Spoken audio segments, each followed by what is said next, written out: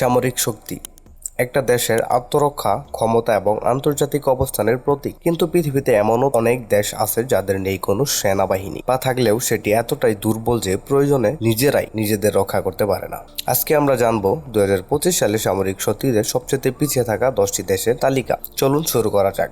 Number 10, Gambia. আফ্রিকার ছোট্ট এই দেশটির সামরিক বাজেট অনেক সীমিত, সেনা সংখ্যা খুব কম আর আধুনিক অস্ত্র প্রযুক্তির অভাব রয়েছে। নিরাপত্তা রক্ষার জন্য তারা মূলত পুলিশ ফোর্সের উপর নির্ভরশীল। Number 9, Malawi. মালাউইর সেনাবাহিনী ছোট্ট এবং খুব সাধারণ মানের। দেশের রাজনৈতিক ও আর্থিক সীমাবদ্ধতা তাদের সামরিক খাতের উন্নয়ন বাধাগ্রস্ত করেছে। Number 8, Saint Kitts and Nevis. ছোট্ট দ্বীপ রাষ্ট্রটি কোনো স্থায়ী সেনাবাহিনী রাখে না, শুধু একটি ছোট্ট পুলিশ ফোর্স এবং কোস্ট গার্ডস আছে। Number 7, Samoa.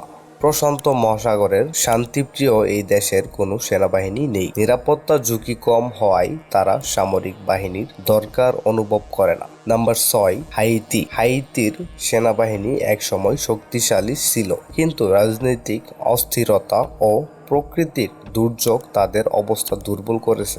বর্তমানে খুব সীমিত সামরিক সামর্থ্য রয়েছে। Number 5, Nauru. বিশ্বের দ্রুততম দেশগুলোর একটি নাউরু। এখানে কোনো সেনাবাহিনী নেই, নিরাপত্তার দায়িত্ব নেয় অস্ট্রেলিয়া। Number 4, martial islands. এই দ্বীপ রাষ্ট্রটিরও সেনাবাহিনী নেই, নিরাপত্তা চুক্তি অনুযায়ী তাদের রক্ষা করে যুক্তরাষ্ট্র। Number 3, Costa Rica.